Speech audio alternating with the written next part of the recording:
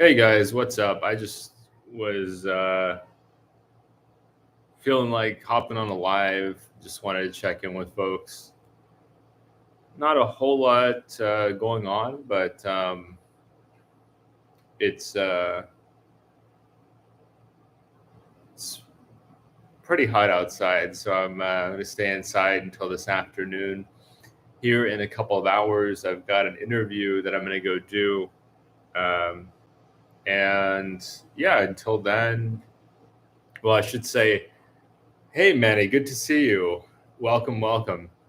Um, yeah, I thought I'd just spend some of the time I have between now and the interview going live and just popping on here, trying to do these once a week, trying different times to figure out when people are available and yeah, how that looks scheduling wise. I know it's late Friday night, very end of January back in the States, and it is the first day of February here in the Philippines. Um, so yeah, guys, feel free to just chime in any thoughts or questions you have. This may not be the best time for people, um, just because I know I'm sure people have stuff to do on the weekend, and they may have some other. They may be getting out of the house or um, handling errands, that kind of thing. Maybe um, yeah, my mind is a little bit blank. Hey, Ancano, good to see you. Welcome, welcome.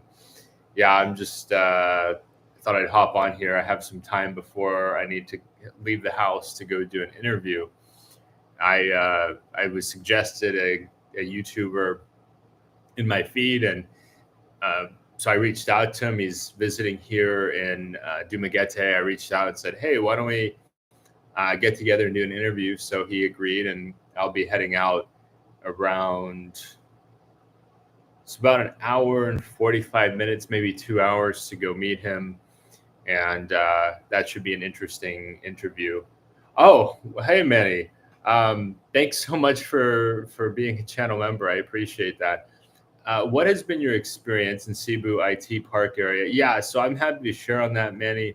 That's a great question. I was just in IT Park a couple of weeks ago, and I'd like to go back up there in a couple of weeks. So a good friend of mine, somebody I collaborate with a lot, is going to be heading up there, and it would be great timing for me to go up there as well. Wow, 11 people on here. Guys, please give us a thumbs up if you are enjoying the channel and the content helps to share the channel with new people and bring additional attention to the channel. So yeah, I'd be happy to discuss IT Park, Manny. There's a few things I'll say about IT Park. I could say a lot about IT Park, but it's one of the places that I went 5 years ago, and I've been back since then. One, IT Park, I call it an expat bubble. What do I mean by an expat bubble? Hey, Nicholas, good to see you. So, what I mean by an expat bubble is that everything is set up for you to have convenience. So, you've got shopping right there, any kind of shopping you want. You've got multiple shopping malls. You've got plenty of restaurants, from restaurants that are unique to the Philippines, all the way to. Let me adjust my light. I'm gonna make sure just you guys can see me effectively. Um, all the way to maybe that looks. Hey, Streets of Bakersfield, welcome to the channel. So yeah, all the way to Western chains. So they've got Chili's, they've got Texas Roadhouse, they've got what else do they have there? Of course, your McDonald's, your Jollibee. I think 2000.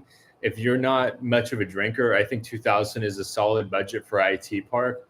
If I were you, I would do like a dry run. I'm not sure, Manny, if I think you mentioned that you're actually back in the States.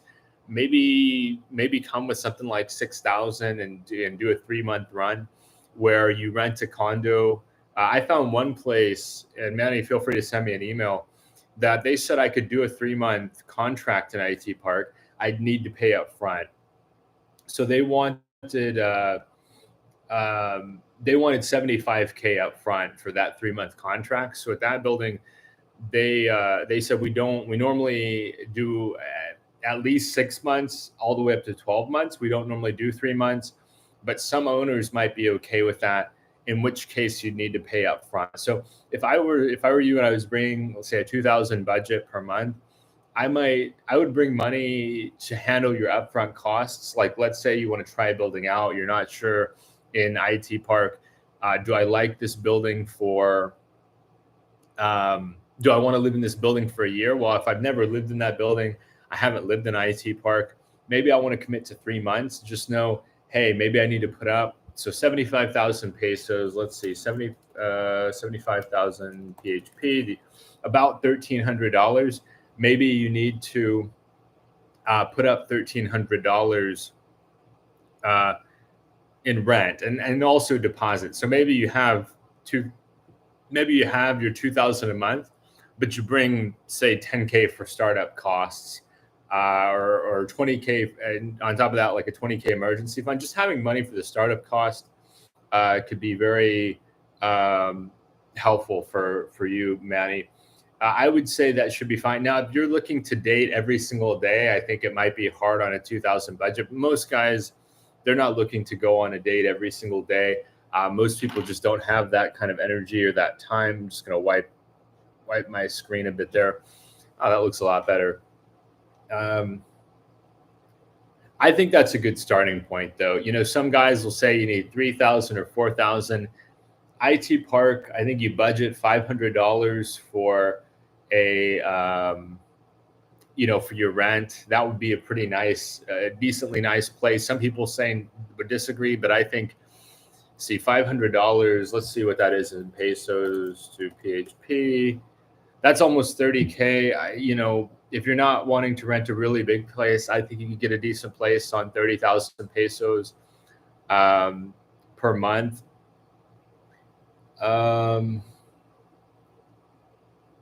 And like I said, doing a trial run, Manny, I think that's the best way to approach it.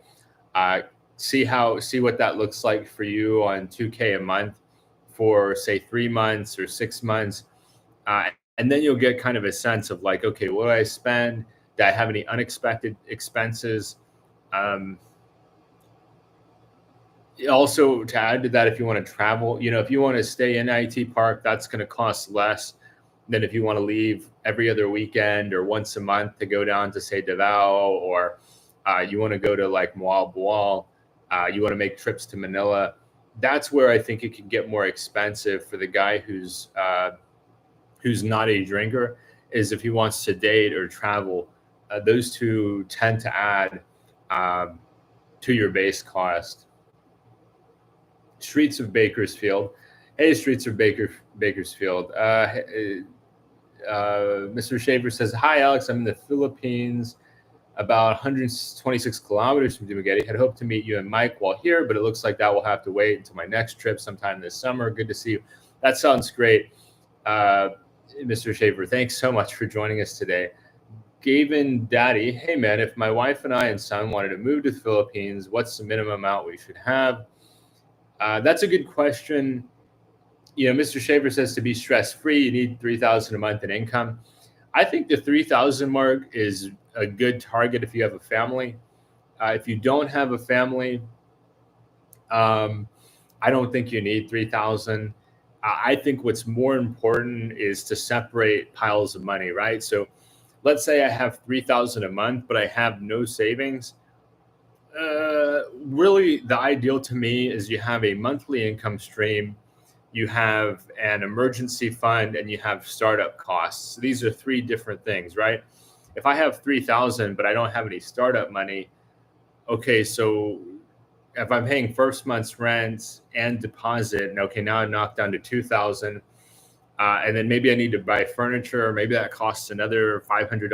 So really, it's better for me, rather than to say I need this amount per month, is I need this amount per month plus startup plus emergency, and then you get an accurate kind of sense, because I spend very little money here. Just to be transparent, guys, I'm not going to hide it. For the month of January, my expenses came in at about $618. Now, that's not to suggest that you can live on that amount. This is the 5th country I've lived in. I'm a bachelor. I'm very good at like finding ways to live economically that are comfortable for me, but my lifestyle may not be comfortable for you. I don't suggest other people try to do that. Like I said, I've tried. This is the fifth country I've lived in, um, and it's taken me a long time to get to that point. I've spent a lot of money to learn how to live on a modest amount, and uh, I have emergency funds. I got growing income with the channel. Um, I don't say, okay, I spent $620 this month and you can too. Your lifestyle, your preferences may be very different. I mean, just on electric, my electric bill is around 2,000 pesos a month. One of my neighbors here, he spends 4,000 pesos a month on electric. So right there, his expectation for aircon is double that of mine. Other guys don't use aircon at all. I have some friends that say you crazy for using aircon at all. One of my friends just uses fans. Um, I have some friends that their top priority is dating. They want to date all the time. For me, that's not my top priority here. Does that mean I don't date at all? No, that's not the case either. But there's so much flexibility and lifestyle optionality here. I tend not to say you need this amount or you need that amount. I do think if you're trying to have a family here, you're trying to live here with a family, you're going to spend more than the bachelor. Absolutely going to spend more than the bachelor. I mean, you want to go out to eat. I can eat very nicely here on under $4 for a meal. I just went out to a big buffet. I spent about $5 for me to go have that buffet. If you're bringing you plus two, right there, that $5 becomes 15. So $15. So costs go up dramatically with each person you add. Hey, Drew, good to see you. Welcome, Drew. But let me get back to Manny's questions about IT Park. Yeah, Manny, I think doing a dry run, giving it a 3-month runway. Like, I don't know if you can take a leave of absence from your job. I don't know. Like, I would also look at Airbnbs. Maybe 3 months is too long. Maybe you could get like a month off and just booking it um, and figuring out if you're happy with that lifestyle, because some people don't like IT Park, right? I have friends here in Dumaguete that they say, I don't really like being in the bubble. I don't like being in a condo. I don't like being in a big city, because Cebu is the second largest city in the Philippines behind Manila. So they find that it's maybe they could call it claustrophobic. Like, I really don't like going from condo to mall to condo to mall. I want to be out in a city like Dumaguete, where it's more of a nature-oriented city. I want to be in, I want to be somewhere else in the Philippines that has a different kind of lifestyle. So I think, you're going to be fine on that 2,000 a month. I do think you have to decide through a test run, do I like condo life? I'm not sure if you live in a condo back in the States, Manny. If you live in a condo back in the States, you'll have a stronger sense of what it would be like to live in a condo in IT Park. I think if you're in a single family home back in the States, it's going to be a bit different lifestyle. You can walk everywhere. The good news in IT Park, if you want to walk to different restaurants, you can do that. If you want food delivery, very easy to get food delivery in IT Park. If you want to fly out, you can take a Grab taxi to the airport very easily. Just hop in a Grab, get to the airport. It will take some time. It could take an hour and a half in Cebu traffic to get to the airport in Mactan. But it's if you're a bachelor, I mean, IT Park is fantastic. If you're looking to date, say once a week, I don't know how often. I don't know if you're a single guy, Manny, but dating is fantastic in Cebu. I think more guys should be looking at IT Park or Cebu, because you just get so many options, right? I mean, my dating apps went wild in IT Park compared to here in Dumaguete, because there's just so many more people concentrated in that area. And yeah, what else can I share about IT Park here? Oh, Kuya Dave's Adventures. Are you in IT Park here? So I'm not Kuya Dave. I'm actually in Dumaguete city proper. So I'm in the city, not too far from downtown. And I've been here for about 6 months and I like it a lot. Guys, by the way, we got 27 watchers. Please give us a thumbs up if you can. It helps with the YouTube algorithm. Um, so let's see here. Yeah, you can go up to 3K a month when needed, but I like to save money every month. Yeah, I think that's doable, Manny. I also think about, and you may feel this way, Manny.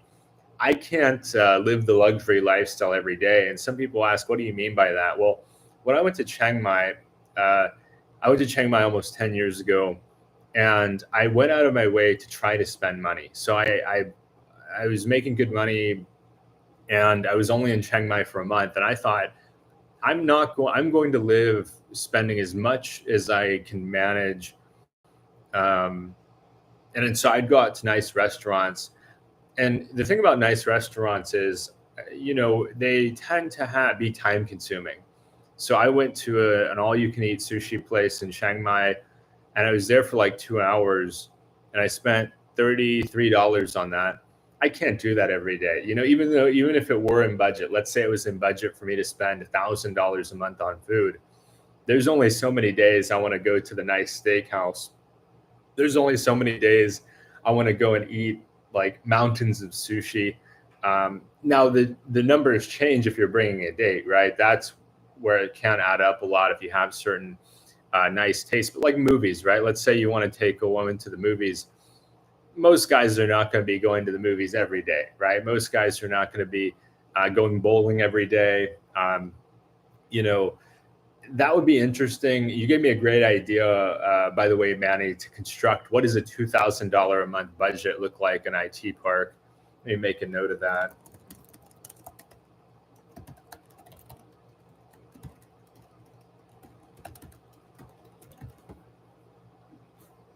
What else can I say about IT Park?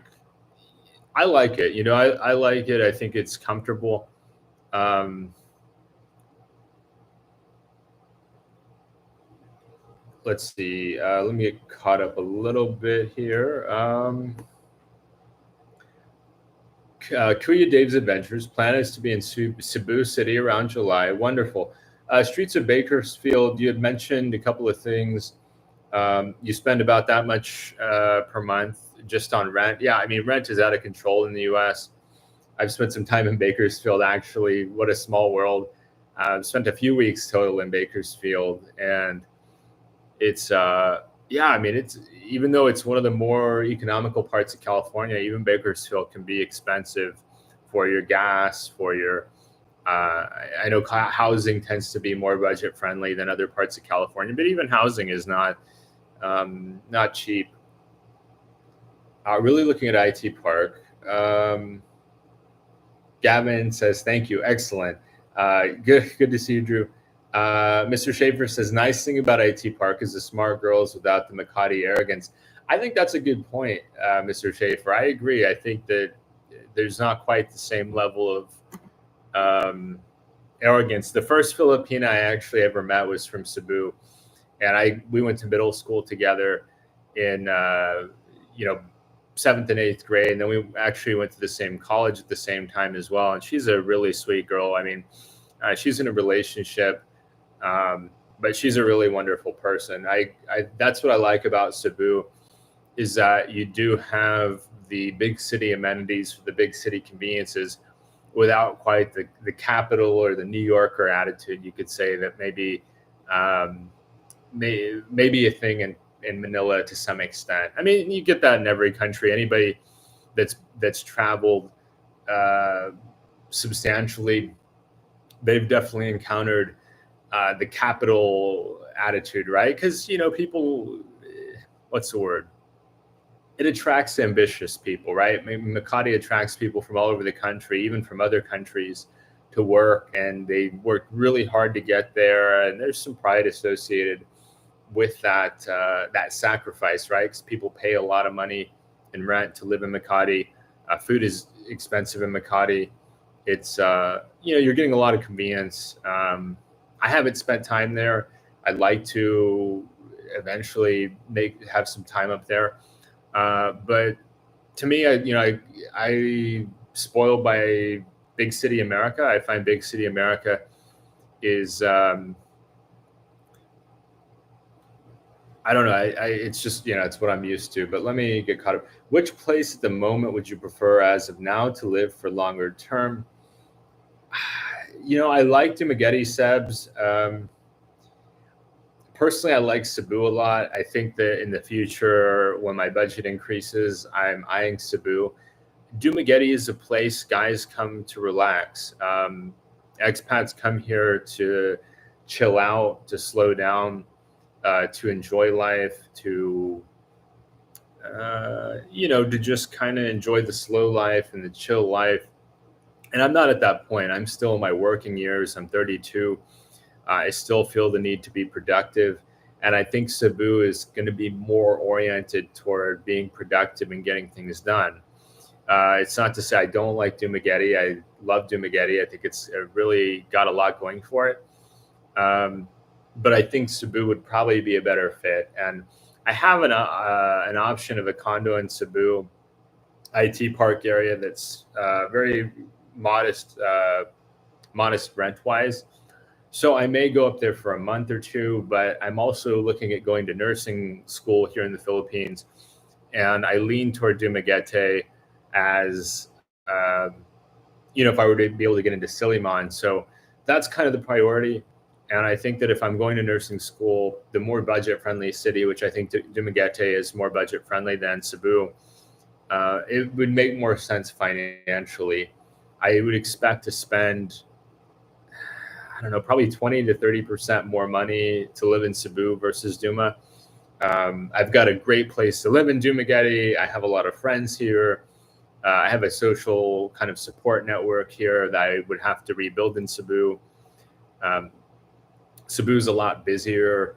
I like Cebu a lot, but I don't know. It's a really difficult decision.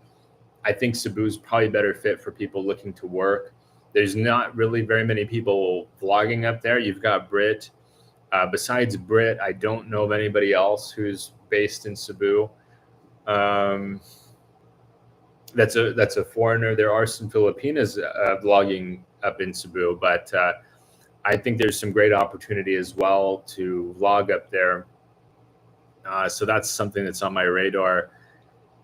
I'd like to go back. We'll see. Hopefully in a few weeks. I don't know. I haven't booked anything yet. I need to get some exact dates down on paper. Because I would need to book my accommodation and handle that. But yeah, guys, feel free to chime in with any questions or comments you have. Hey, Jim, good to see you. Welcome, Jim, from Florida. So I think my top choice would be Siliman because it's accredited. It's like there's seven colleges here in the Philippines that have this award or this accreditation recognition for nursing excellence. And Siliman is one of those where they do send a lot of their students to the United States to work in nursing in the States. And so that would cut down a lot of the mystery, you could say, as to whether, after I graduate, probably California, maybe Oregon or Washington. I'm a huge fan of the West Coast. I wouldn't mind trying working on the East Coast a little bit, but I love the West Coast of the United States. I love the nature. I like I like being around a lot of other Asian Americans. Just to be transparent, that's something that's hard to find in the U.S. outside of the West Coast.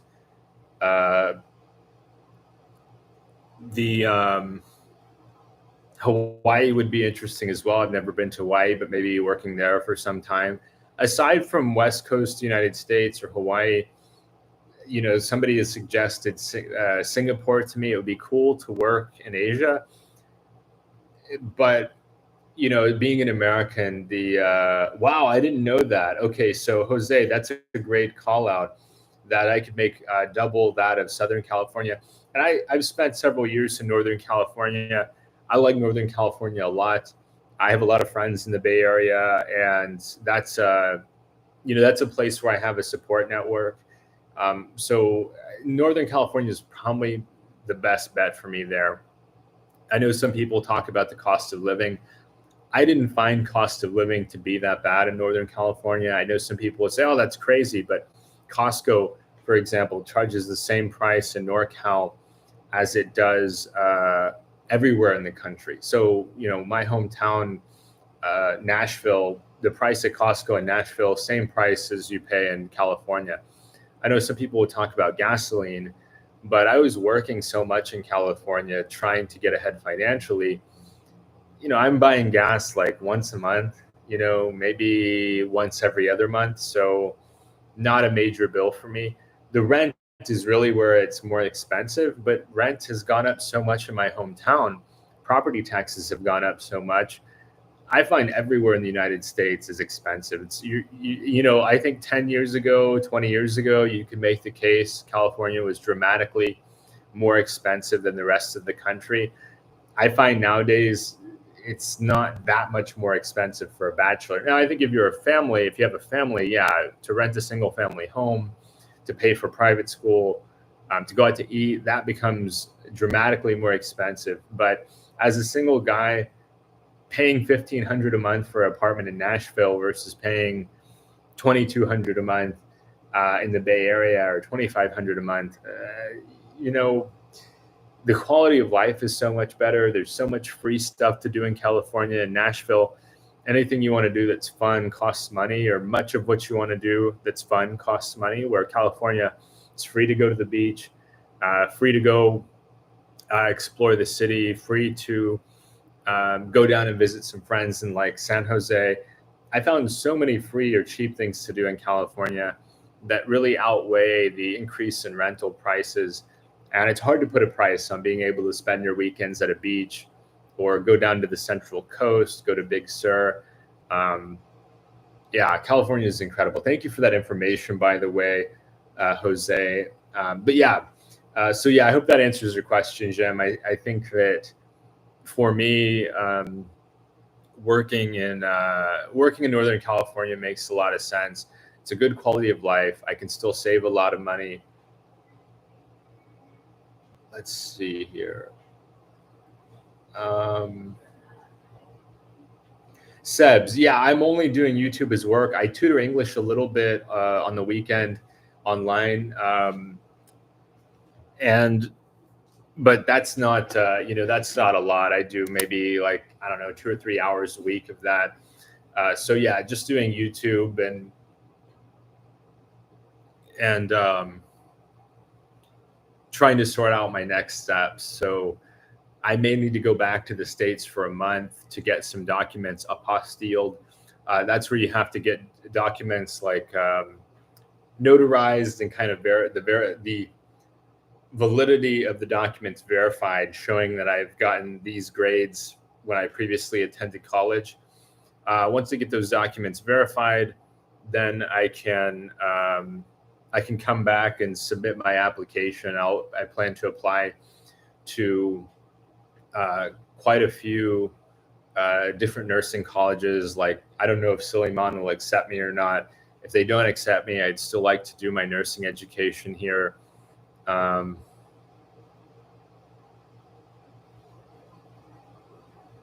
Mr. Schaefer, top of Cebu, great place to take a date. Easy, a great 360-degree views, but getting there not easy. Very steep road. Thank you for calling that out. Yeah, I've seen some amazing views on Instagram and on YouTube from the top of Cebu. It's really a beautiful city.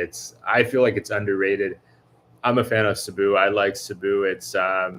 I think it's cooler weather-wise than Dumaguete. I really liked that when I was up there. I'm like, man, it's not as hot.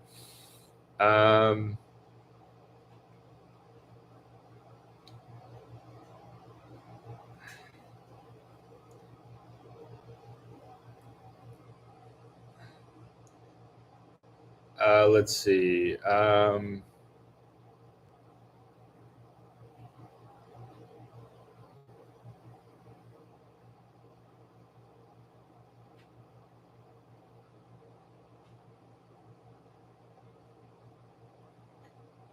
Drew, I know you love the Philippines. I'm steering towards Siem Reap, Cambodia first, then check out Dumaguete after I settle in Cambodia this November.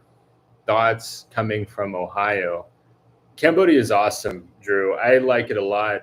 It's uh, it's definitely one of my favorite countries. I think it's underrated. I think in Siem Reap, like JP and Amelia went there recently, by the way. Um, it's let's see. The population is lower, so it's not quite as like full on. Um, it's it's let's see. I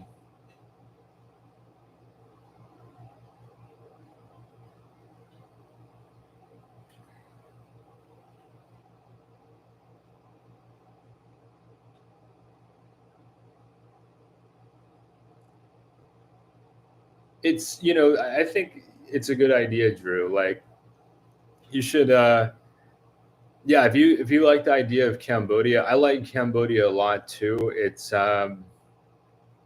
I need to spend more time there, Drew. I'll be honest, like I didn't make it up to Siem Reap. I mostly focused on Phnom Penh. I like Phnom Penh a lot though.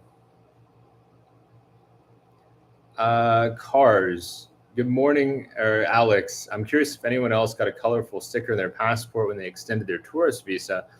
I'm wondering what it's for. I've never heard of that, Cars. Anybody that's gotten that, just chime in.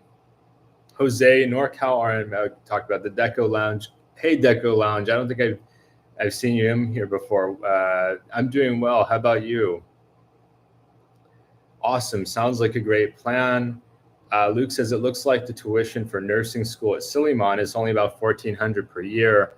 Incredible. Yeah, I mean, you compare it to tuition in the United States, that's a great deal. Out of our end, certified registered nurse and practitioners make the most. Yeah, they can definitely. My mom was a nurse practitioner, um, and I think that yeah, she did really well. Like she made more doing that than working as an accountant. So she worked as an accountant during the week and an RN on the weekend.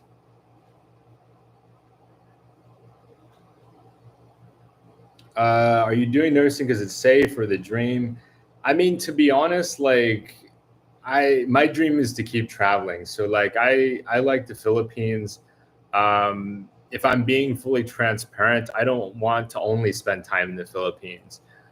There's a lot of places I want to see. I could see myself retiring here, but I'll be honest, like if I had to stay here for the next say 20 years, I would not be happy with that. And that's not a slight against the Philippines. I love the Philippines. I think it's a beautiful country. But at 32, like, one of the regrets I've heard from some of my friends is that they didn't travel the world. To me, there's a lot to see here, but like, I want to go see Indonesia. I want to go see Laos. I want to go see South Korea. I haven't been to South Korea. I want to go see a lot of these places. And to be able to see these places, I need extra budget. And I don't, I don't, what's the word? I don't want to spend 20 years here and regret, man, I never got to see South Korea. I never made it to Greece or to Italy. Um, I never, because those are high on my list, guys. Like, I really want to see Greece. One of my favorite YouTubers, Gabriel Traveler, his favorite country is Greece. He's been to like almost 100 countries. And he always says that is like, you got to go. He doesn't say you got to go to Greece, but he's like, Greece is my favorite country in the world. So there's certain places. I loved Portugal. One of the challenges here is that the culture is very, very outgoing.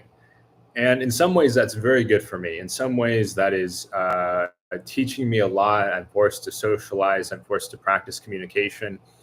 On the other hand, it's just not normal for me.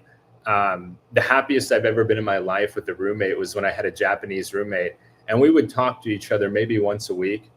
And so, for me, if you told me, that's one of the things I find challenging here, guys, is that people are very friendly and very social, and that's yeah. Um, why? So Alvin asks, "What's your fire number?" Abe asks, "What's your fire number?" I think like is 600K in assets at 4% withdrawal. It's 24,000 a year, 2,000 a month. I think that I could do that. I could live fine on 2,000 a month if I wanted to plant in a country. I think more like a million at 4% is 40,000 a year. 3,000 a month would be better if I wanted to travel and to move around. Um, yeah, let's see. Uh, by the way, guys, I'll be right back. I drank like 5 cups of coffee, Drew, and an energy drink, so I gotta relieve myself. I'll be right back, guys.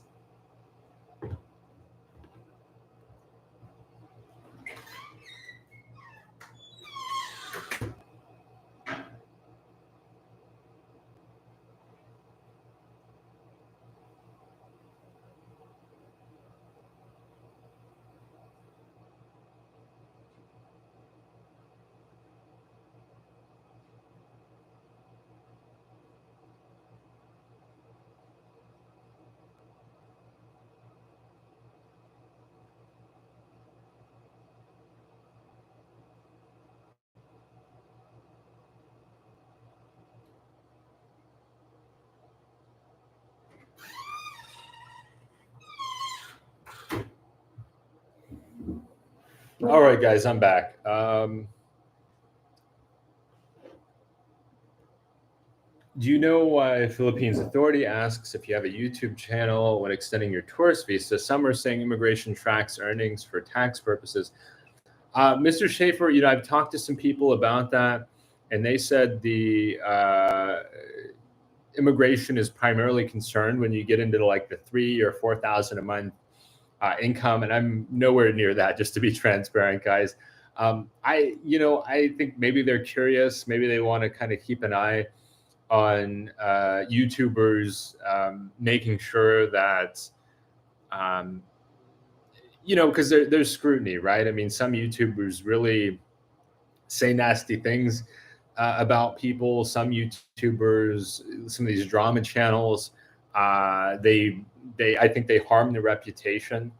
Uh, they they want to harp on some of the negative. They want to be, in some cases, they engage in defamation.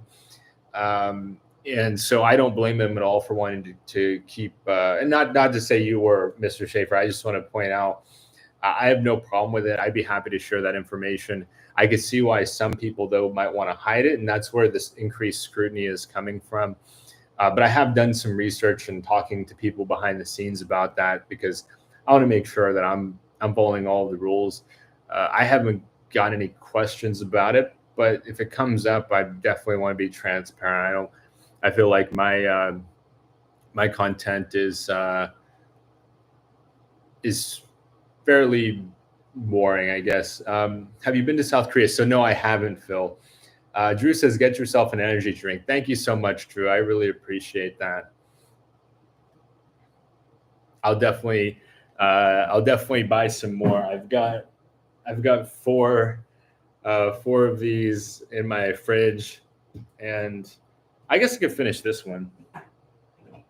I usually buy four at a time, and so that's wonderful. Thank you, Drew. That will, yeah, your contribution will get me several because these are about four. Let me check actually really quick. 20. These are 40 cents each.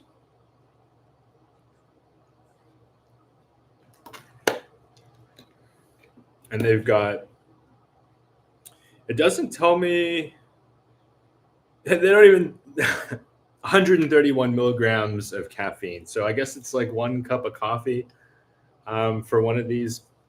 And I had 5 cups of coffee with breakfast. So thank you so much, Drew.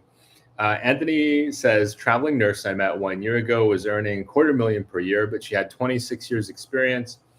And I do not know the details on whether housing was covered or not, or so on. Best bet for nursing and best pedigree is Suleiman. Tuition is dirt cheap here. The traveling nurse I spoke of was in Pennsylvania. Yeah, that's a fantastic income.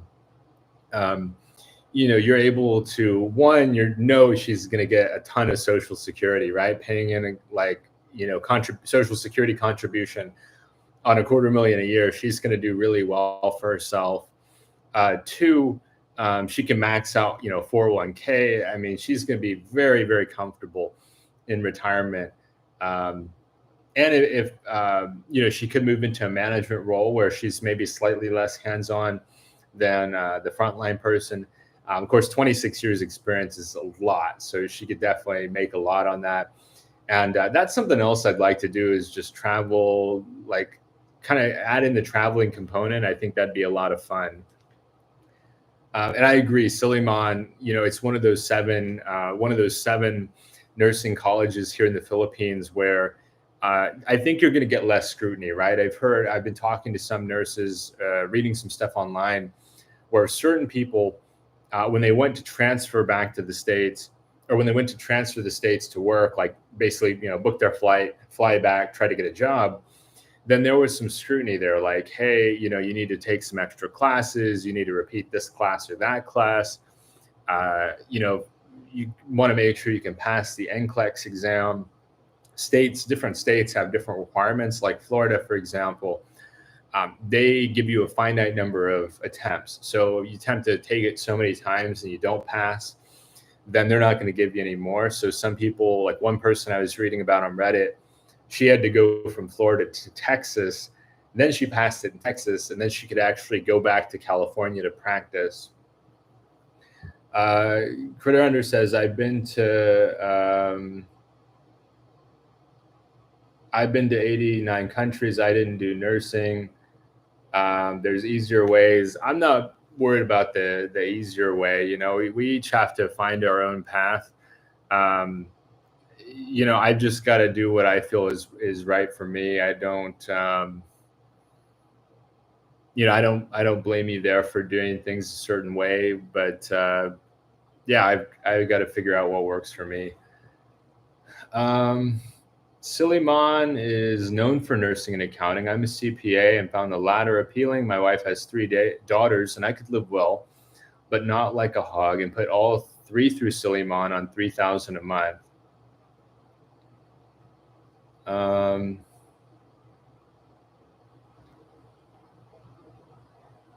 Yeah, I mean, my rent here is like $140 a month.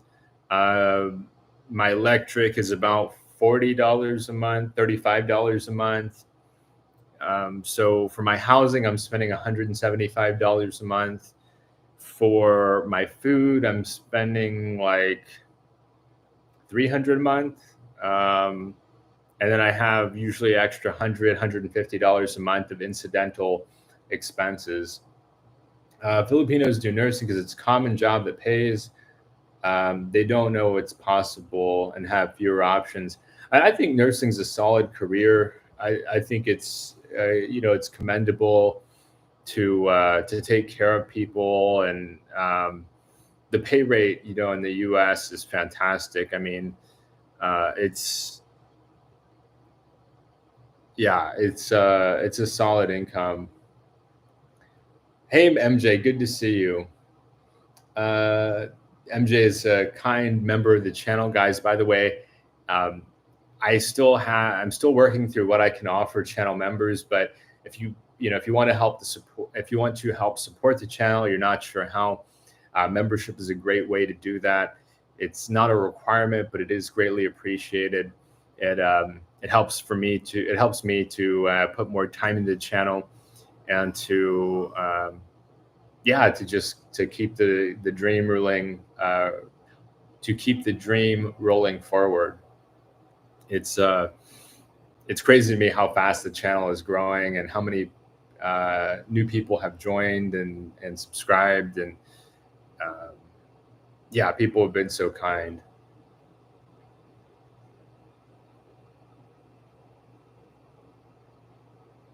We'll have to get you um,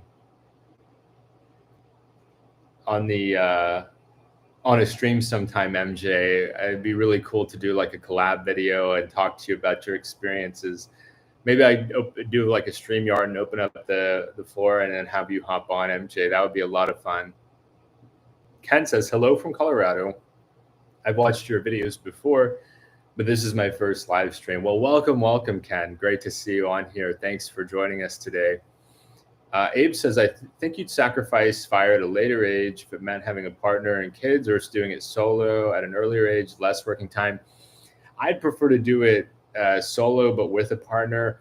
That's another reason I lean toward Thailand. Like, I have a number of friends in Thailand, where in Thailand it's more socially acceptable to not have children, and I lean toward not having children. I'm not sold on it, but I lean toward it. I just don't know that parenting is in the cards for me, and I don't want to enter a relationship. You know, a lot of people give me flack about this. Why aren't you dating a Filipina yet? Well, if I don't want to have kids, and a lot of Filipinas want to have kids, I think it's disingenuous to tell them, look, I don't want to have kids, so you shouldn't either. No, like, if a woman wants to have children, she should find a man that also wants to have children. And if I'm undecided or lean strongly toward no, I just don't like the idea of taking that away from someone. Where I have friends in Thailand that have Thai girlfriends, and the Thai girlfriend is like, yeah, I don't want to have kids. So it's a lot more friendly in Thailand toward people that want to not have kids. For me, I've just never had the strong desire to have children. I have friends with children. I'm not an anti-kid person at all. I think it's wonderful for the people that enjoy the family life. But I just growing up, I saw a lot of unhappy people in families, a lot of people that they did it because, and I was even told by my grandma, like, I had kids because that was the thing you had to do.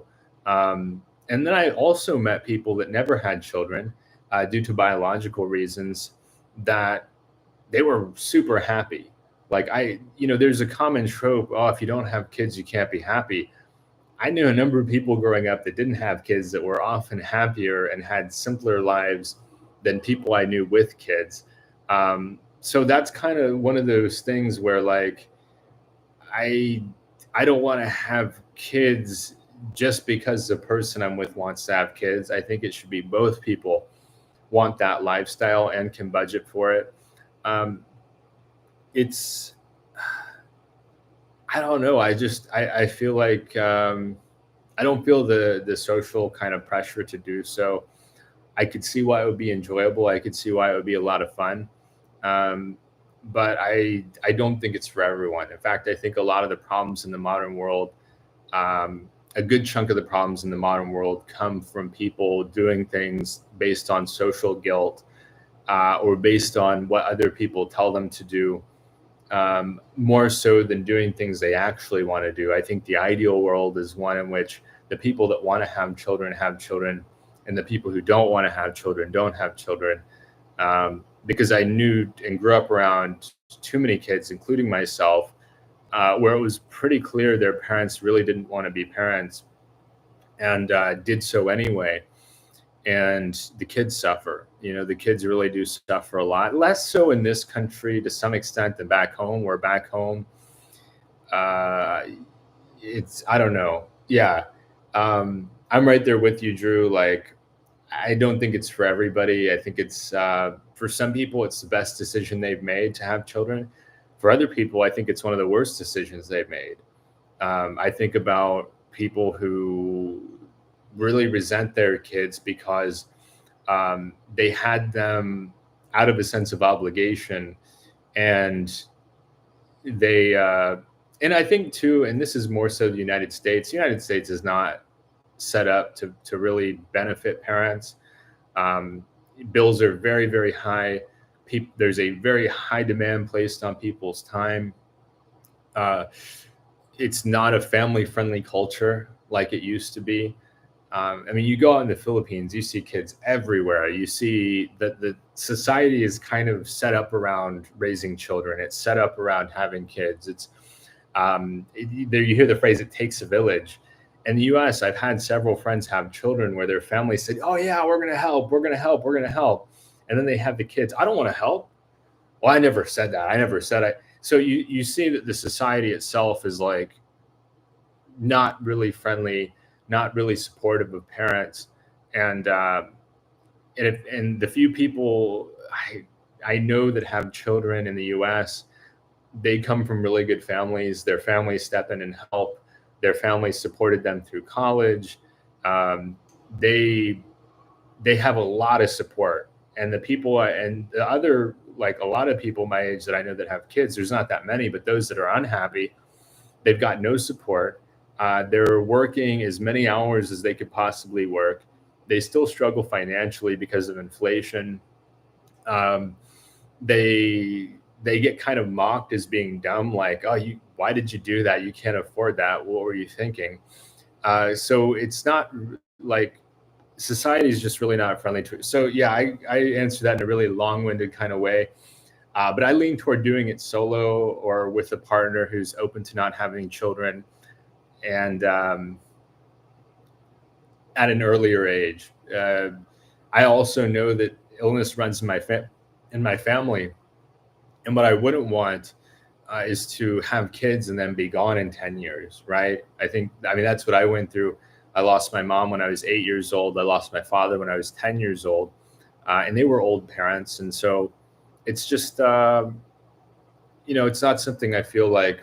Uh, I lean toward no, and I have several friends here who are in the same boat as me, where they're like struggling because they want to date a Filipina, but they don't want to have kids, and so that's a tough thing. Where I think in a country like Thailand, then these are not major issues. A lot of people think like, oh, if you don't want to live here, it's because it's this and that. No, it's really down to lifestyle preference. I love the Philippines. I think this country is beautiful. It has so much to offer. The nature is incredible. The people are generally very cheerful. Uh, but if you're an introverted person, right? Because I've read some stories online of other or not, I shouldn't say other, but of Filipinos saying, "I'm so introverted. I'm like a real oddball in the Philippines because people are very outgoing and gregarious, and I'm like a bookworm." And also then the other factor being the kids bit. Like, I don't want to deprive a Filipina um, of having a family. Good night, Drew. Hey, thank you so much, Drew, for hopping on. Thank you for the energy drink. I'll be sure to enjoy that. I hope you have a great night, Drew. Always good to see you on here, buddy. Alan retired in the Philippines. Hello to you and everyone from Kalinga, Luzon. Welcome, Alan. Good to see you, Alan. You've got to have a calling for caring for a nurse, and it sounds like it'd be more about the money for you. Well, a lot of Asian people, Mr. Schaefer, do healthcare for the money. So that's kind of, I think that's a belief from, and I don't mean to be ugly here, but I think that's a belief back when the economy was easier. I'll say people could afford to do things that they had a calling for, right? And now with the inflation in the United States, a lot of people are finding out, well, I had a calling to be a teacher, but teaching doesn't pay anything. So that's why you got a shortage of teachers, right? Where nursing, there may be a shortage, but it's viable to do so. I had so many people tell me you've got to have a calling for this, and I mean, most of my friends, like, as far as being Asian, there was no you have a calling. It's you can pick something that makes a lot of money, or you or you can pick something else that makes a lot of money. So there was no you have a calling to be a doctor, you have a calling to be a lawyer, you have a calling to be an engineer. Those are just the three acceptable things that you could do. Um, I've had friends that, I mean, their parents dictated that they would pick one of those professions. So it was never about you have a calling. Having a calling for something, I hate to say this, I'm not trying to be rude, but it's somewhat of a luxury belief. It's a belief that stems from being in a time where there was so much wealth going around, that people could afford to do things that they enjoy over doing things that are practical. Um, as Western societies age, more and more resources in society will be dedicated toward healthcare, and that's inevitable, right? Because the alternative is to just let people's health fall apart. The alternative is to for people to not get health care. Um, and you're seeing life expectancy go down in the West, but there's I've known a lot of people, like a lot of my fellow Asian Americans, that they didn't really like what they do for a living, but they come from a background where it's not practical for them to be a musician. Like I worked with a guy that was great at dancing, and his parents were like, "You're not going to make any money as a dancer, and we're not going to subsidize you through that process. So you're going to go be an engineer." And he's, well, if they're going to cover my education, um, you know, it's, I think it's, like I said, I think the calling thing is more for Western people that come from families that are um, more open minded. Uh, I just don't think it's a thing for the majority of Asian Americans. It's not that I think that we're above it. It's not that I think that people shouldn't, um, you know, what's the word? Shouldn't. Yeah, exactly, Phil. You understand completely, Phil. It's. Um, I mean, if I told my grandma I want to be an artist, she would start laughing. I mean, she would literally start laughing. What are you on something right now? Like, it's really, it sounds great when you've got, like, especially you got generational wealth in the West. Your parents own real estate. Your parents own, like, a certain kind of business. They're established in the community. They've got rental properties, or they've got, like, a some kind of multi-generational business. But when you show up in America and you've got nothing, um, there is no, like, there's not much risk taking there. You can't afford to take risks. That's why you don't see a lot of Asian people in entertainment.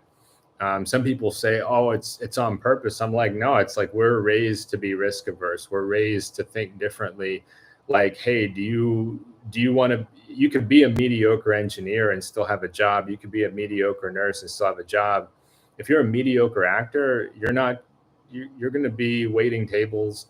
Not that there's anything wrong with waiting tables, but you're not going to succeed. Um, and that's a really big part of the story. Um, and it's not about judging. It's about, I mean, I think we just have to agree to disagree, Critter Hunter. It's not about judgment. It's about a fallback plan. I don't have any kind of, like, um, backup plan. I think that in your case, your family might laugh. Uh, they will, you have, I think, some unconditional love there, which I think for Asian kids, a lot of us don't experience unconditional love. Um, and they're not going to be there to pick us back up. And um, it's really a fundamental difference of opinion and attitude that's not going to be resolved um, through conversation. You just have to agree to disagree. Um, let's see here. Um,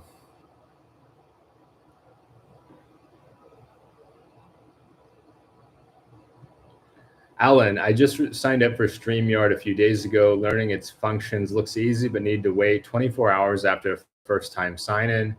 We'll do my first live stream next Friday morning. That sounds wonderful, Alan. I'd be happy to check out your live stream.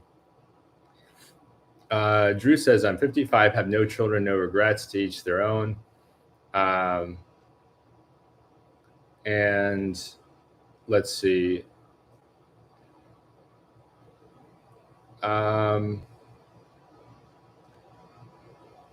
Never had a strong desire to have children either, but really like having a dog. That's awesome, Anthony. Anthony, dogs will give you unconditional love. Yeah, I agree, Alan. Dogs will give you unconditional love. What kind of dog do you have, Anthony? Anthony says, spent a lot of years caring for other men's children, never changed a diaper in my life. My wife has 3 daughters. I will focus on them. Yeah, and I think there's a lot of beauty in that. Like, I think there's a lot of, I say it a lot, like parenting is what makes people happy. It's not the act of having kids. There's plenty of guys that have kids and don't raise them. And then there's other guys that meet a nice lady that happens to have children from a previous relationship, and they find a lot of fulfillment in the act of taking care of kids, right? Like mentoring, helping them grow, teaching them about different things, getting a different perspective on life too. I think it's an amazing thing. It sounds like too, like it brings you a lot of joy, Anthony. You're one of the more happier and fulfilled guys that I meet here in the Philippines. And I think part of that is that you're focused on being a helper and looking out for people and like your family, and trying to see to it that they're able to have what they need to improve their lives. And I think that's what makes people happy, is not focusing on themselves all the time, right? Like that's where I think a lot of unhappiness for foreigners here comes from, is they're so used to being very self-centered in the West and always thinking about themselves and their perspective, and trying to justify their decisions, trying to deal with their insecurities. It's my way or the highway. And for you, it's more like, how can I make a positive impact? How can I help my wife? And, it's how can how can I do things to how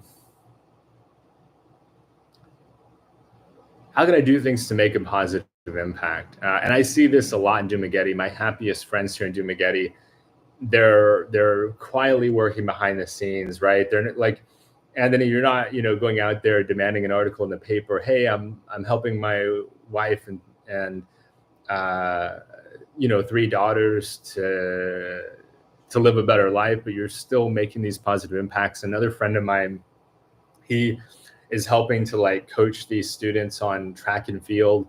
He's doing it very quietly, and I think there's a lot of I tend to focus on the negative. To be honest, that's what gets views and attention on my normal format videos.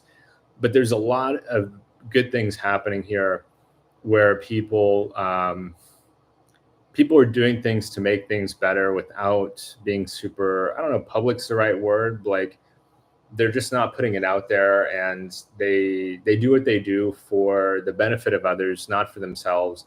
And I think that's what's amazing here, is that not everybody comes here to take. Sometimes for me, being kind of pessimistic, you could say jaded, I see some guys coming here to take. They see people struggling, they see people in poverty, and they think, wow, these people are vulnerable. I can come here and take whatever I want. And it's easy to focus on those guys and not to think about the guys who come here and they want to give, right? They want to give their time, they want to give their attention, they want to give their wisdom, their guidance, their insight. They're not like, I don't know. That's something that really has been surprising about me. or for me, is just seeing the people that want to come here and do the right thing. Um, I can appreciate that, Critter Hunter. I know that your heart is in the right place and you don't want me to give up and settle. And I am objectively happier in Asia over the United States. I culturally, it's a lot better. Um, it's a lot more interesting. It's a lot more relaxing. The cost of living difference is very obvious. I like the independence and autonomy, right? Like in the West, you have to rely on an employer. And I think that's something that you wanted to avoid in your life, Justin, is you did not want to be beholden to an employer telling you, Justin, be here at this time wearing this. Like you had to, right? I mean, you worked in oil and gas for a while and you had a boss telling you, you need to be here and you need to do this and you need to do that.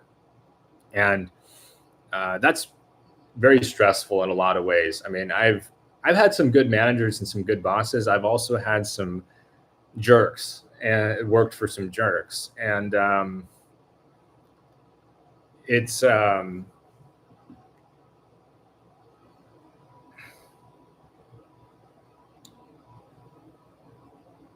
it is a lot. I am a lot happier here, and I'm glad you have confidence in me to be successful on YouTube.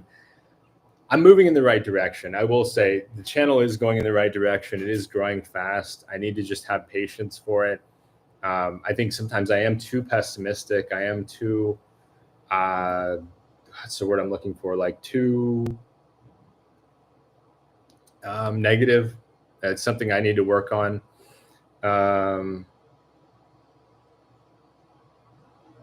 Phil, have you given up on finding a job in tech? Nursing seems like a good plan, but you're giving up at least 2 years going to school. Yeah, Phil. Well, what I've run into is I've gotten to the final round in several interviews over the last year and a half in tech, and then I get rejected. And so I spend a month, staying up all night, preparing for interviews, studying the company, and it chews up all this time, and then I don't get the offer. And I find that to be a really frustrating waste of time. I've also seen companies offer to interview me and then say decline, and then a week later they post the job again.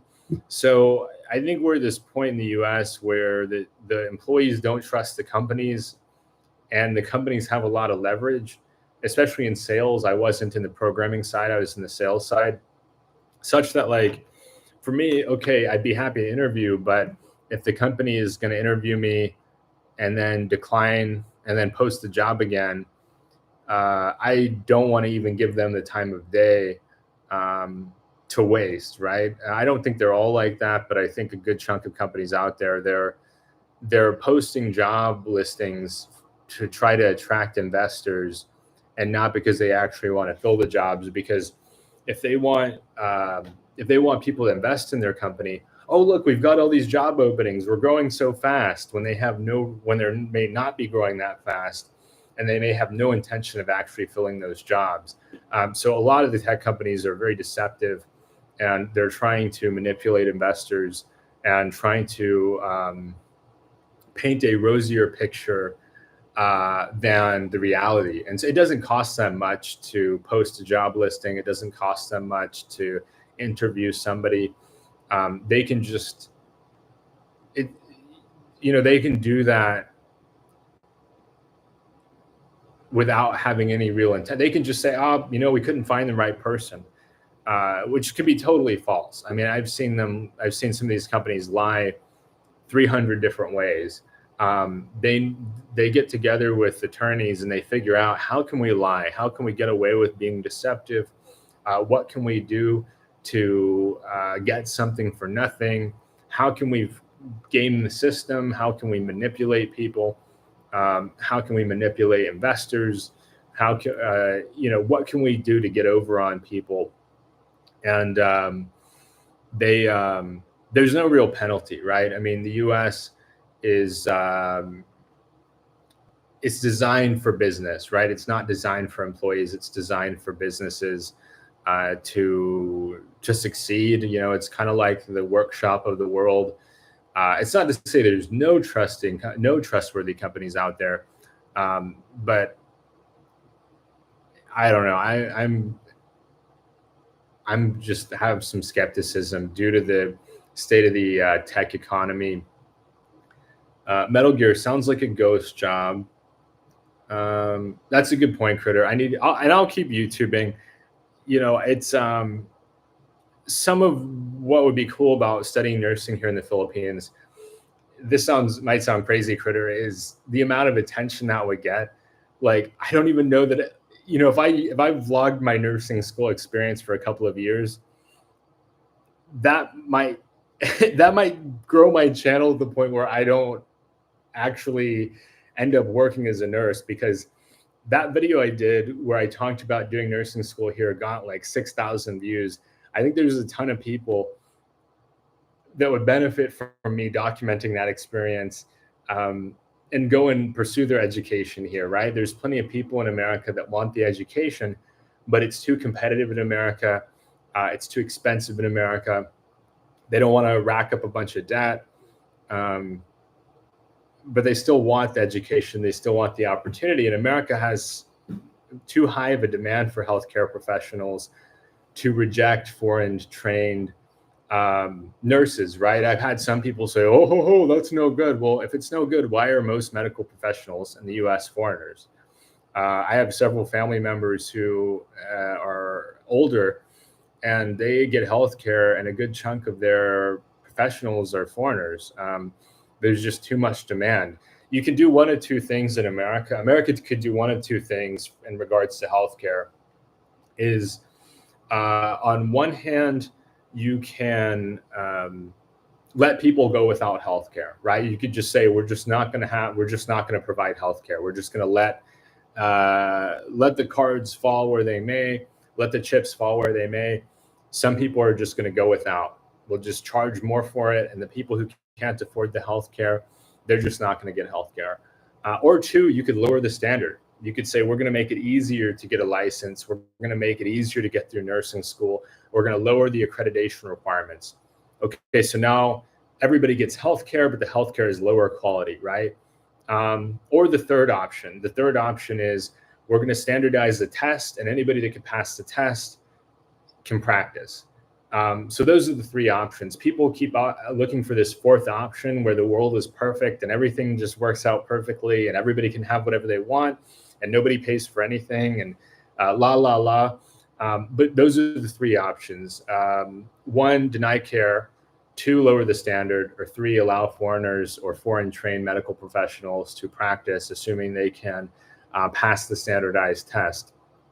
And so I think most Americans would agree that number three, given the limitations of the world, is going to be the best bet for the majority of Americans. You could make the argument that the standard is less, but if the test is standardized, I don't really see how that happens. You could make the argument that we could lower the standard of care. Who cares? But that's great for healthy people. That's not so great for people who are struggling with their health, or older retired citizens, senior citizens. I guess you could tell people just leave, like go to Mexico if you want healthcare, but I don't really think that's going to be a viable solution in a democracy where people can vote out any politician that suggests they need to just leave the country for healthcare. So, yeah, I think that's what will happen. Sounds like what's your degree in? Yeah, so I messed up cars. I was kind of told growing up, go to college. We're going to throw you out on the street anyway if you don't go to college. And go to college so you have some place to go. So I got a pre-law degree, which is functionally useless unless you go to law school. I could go back and do law school, but I don't want to borrow the money to go to law school. And I also was not educated on what law entails. Being a lawyer, basically, the legal field was introduced to stop people from fighting each other. So it's kind of a substitute for people fighting each other, engaging in duels. So functionally, you're just basically arguing. It's inherently confrontational. It's inherently combative. And I'm good at it. Like I'm really, really good at it, but it's very stressful. The legal field. I kept meeting miserable lawyer after miserable lawyer. It's one of those professions that makes people especially cynical. You also, I think, struggle in relationships because you're fighting for 8, 10, 12 hours a day. And then you're expected to go home and be civil or to get along with people. And so that's what, that's what I don't want. Is I don't want to become super jet, and I don't want all that debt. And law salaries are bimodal. So half the, like 80% of lawyers, they make 80K a year, maybe 90 or 100K a year. And then the other 20% of lawyers goes to a top 14 school and they make 2, 3, 400K a year. The lawyers that make 80K have a more relaxed workload typically. Maybe they work for the government, maybe they work for a nonprofit or something like that. But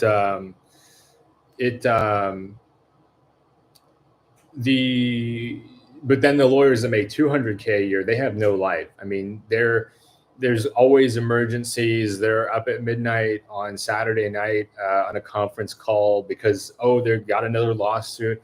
These corporations have all this manufactured urgency where everything is the end of the world. I've experienced that to some extent working in corporate America. For healthcare professionals, yeah, you are dealing with very serious circumstances. For these corporations, they want their people to be like dogs on a leash, and they're going to, this is the end of the world. I can't tell you how many times I've had, this is the end of the world. This is the end of the world. You hear that every day, and it just becomes redundant and exhausting to hear people take every single circumstance and turn it into an emergency because their bonus is tied to hitting this metric. I call it manufactured urgency. I call it false urgency. Not to say I don't believe in working hard, but rather it's very easy to pretend like a situation is, and I dealt with that a lot growing up too, because I grew up around people in corporate jobs where they turn situations that are not an emergency into, into emergencies. And it's tedious. It leads to burnout. It makes people even less trusting of the system. The goals are not the end of the world. Oh no, this because the majority of the company's success should be placed on leadership, the C-suite, the people who are making $2, $3, $4, $5, $10 million a year. Those are the people that should have a good deal of the responsibility of the success of the company. But I found that, that wasn't always the case. I've worked at some great companies too that were very in tune, but not all companies are great. Not all companies take care of their people. Not all companies respect their people or like their people. And, different companies have different cultures, but I just saw some patterns. Let's see. Critter Hunter says, if you do end up doing nursing school, still YouTube about it. That's what I'm doing for diving. Now I have a six-figure scuba business with 80% customers coming from YouTube. You never know. Thank you, Critter Hunter. And that's a good call out. Somebody mentioned to me, Justin, that I should start a nursing staffing agency. So I could do the nursing school and then basically set up a business where I connect nurses with jobs, right? I reach out to hospitals that need nurses and I funnel nurses to those employers, right? That would be a way to get leverage. That would be a way to not deal with the nitty gritty of the nursing field. I mean, that's a good call out. Phil says nursing pretty future proof for your age, huge boomer population. Nursing will be in even more demand. I agree, Phil. I think it's only set to increase. I think that it's just going to take more and more of the resources of the United States. The average European is 44. The average American is like 39, I think. And that number is probably only going to go up in the coming years. Dog looks like a poodle, but it's not. Housebroken in less than 24 hours and cozied up to me immediately. The wife is number one. I think the food comes from mama. Oh, that's funny, Anthony. Lots of joy in helping others to succeed. Your budget is incredible, less than $700 per month. Yeah, Anthony, I could spend more than 700. I think I could get away with spending 1,000 a month, but I'd rather just undercut it, and be on the safer side. And because I still have a storage unit I'm paying for back in the States that's expensive, but yeah, and I don't, I'm not unhappy um, on my modest budget. Like, am I perfectly happy? No, I'm not perfectly happy, but uh, the average Filipino family, I think, in this island makes like $250 per month for a household. So I live on almost triple. So I live on what almost like 10 to 12 local people live on. So that's not a bad life at all. Anthony says, I get job offers from LinkedIn. Hope you're on that site. I am, Anthony. In fact, thank you for calling that out, Anthony. I'm going to look you up. I need to connect with you on LinkedIn. I've got it right here. Let's see.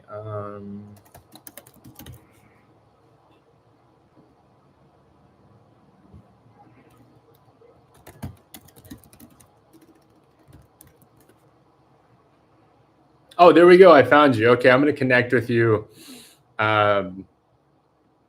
There we go.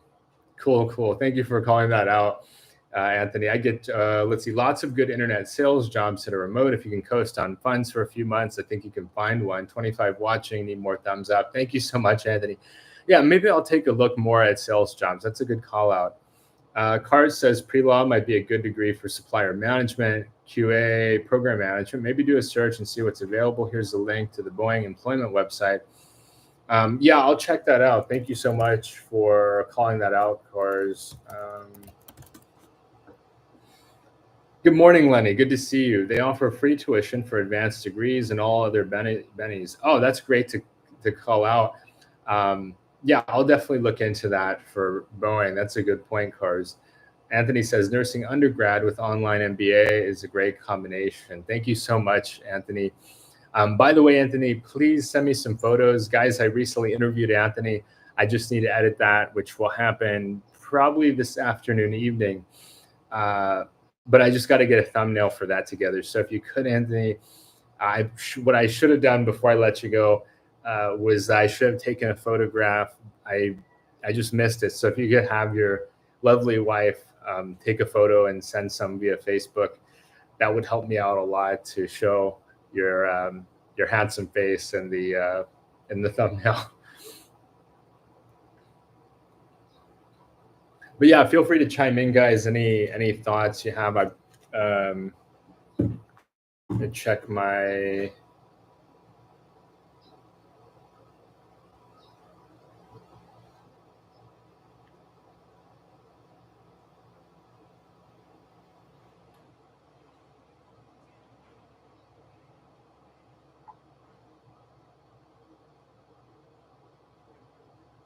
Oh, okay.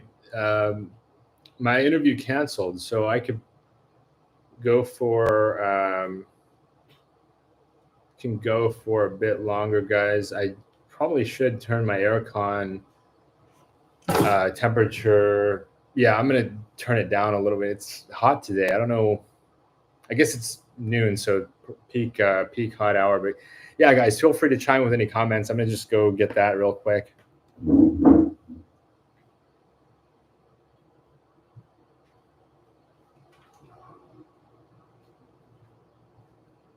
Yeah, so I have some crypto, Lenny, but I won't trade. Yeah, that's not for me. I prefer buy and hold. I just found buy and hold is what works best for me.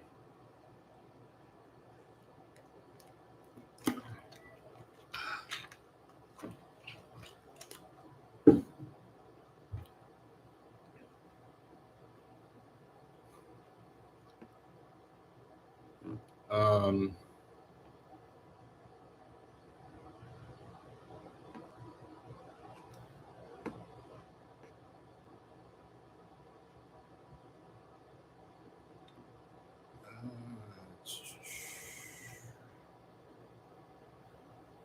How do you book your accommodation in the Philippines? That's a great question, Sebs. I think somebody I skipped over earlier. Somebody earlier said something of. Oh, Alvin. What's the appeal of Philippines versus Thailand? So, Alvin, nature and visa. I think those are the two big ones. And English. Those are the three big ones here in the Philippines. Are the visa, the English, and the visa, English, and nature.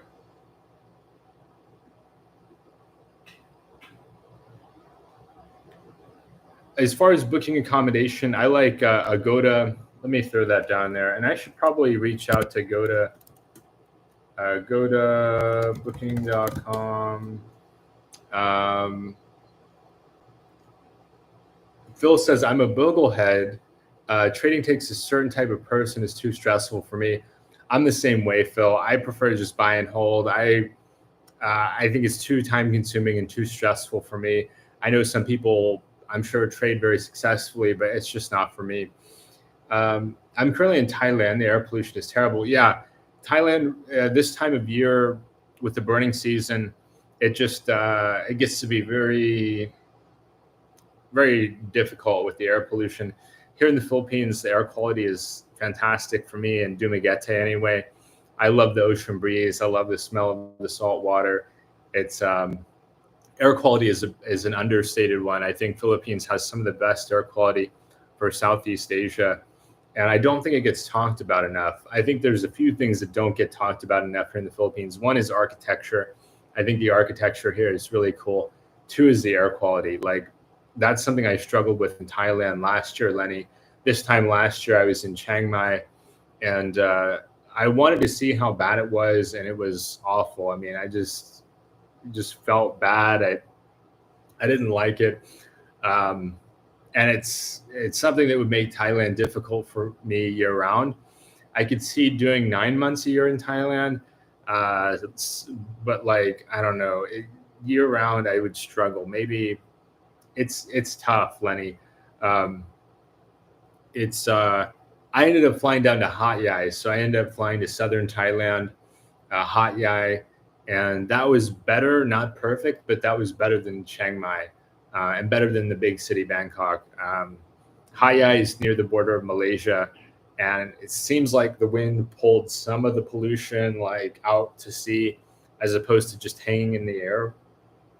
But I've been looking at photographs of Bangkok, and um, it looks like it's a tough time right now.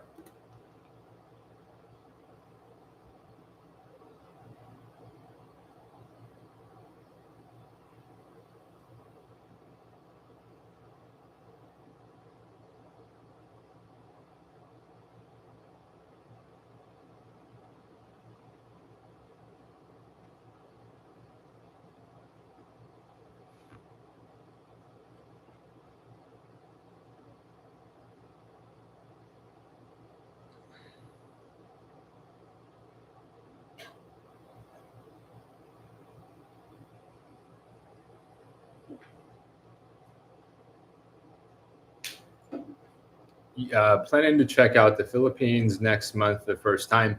Hey, if you make it to Dumaguete, Lenny, definitely feel free to send me an email or reach out in the comments section. Philippines is great. I mean, there's a lot I love about the Philippines. It's um, it's just a very mysterious place. There's so many layers to the Philippines, and English makes it really nice in a lot of ways. That's something I miss when I'm in Thailand. Is Thailand the English is not at the level it is in the Philippines. It's good in Bangkok. It's decent in Chiang Mai. It's I found it to be decent in Hat Yai, or even good in Hat Yai, but it's still not quite at the level of the Philippines. Um,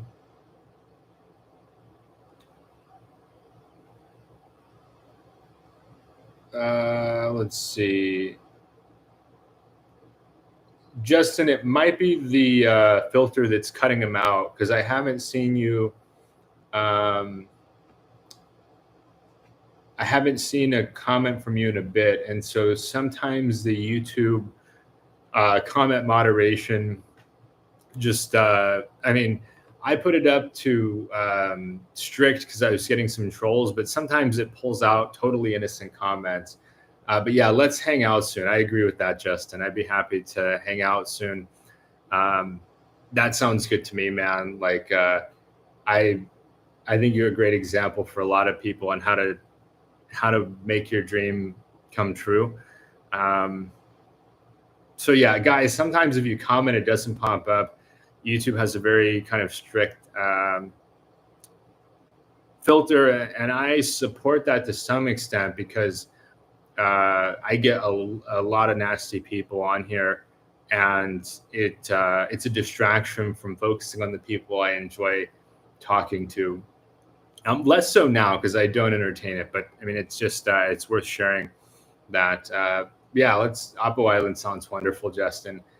James says Airbnb works for me. Yeah, I think Airbnb is a great platform for the month duration. Less time than that, I tend to like hotels, like staying in hotels. More than that, I prefer to sign a lease. But at the month range, Airbnb is a solid bet. It can be a little pricey, but it's worth having the flexibility and reading the reviews. Um, yeah, James, you get tons of trolls on the live stream. You're learning to ignore them. I mean, people are envious, James, right? You're a happily married man. You live in a beautiful country. You're building a nice house. It's it sounds terrible. I can see why people would want to troll you because there are so many envious people out there that they're like, wow, James is like happily married, where the troll, they have no opportunity for being married to a lovely woman. They see you're building a house. They live in a shoebox in the West. Um, yeah. Anyway, there's a lot of unhappy people in the world. Unfortunately, I wish it weren't that way. I wish more people could find happiness, but it I guess it's just the way the modern world is right now.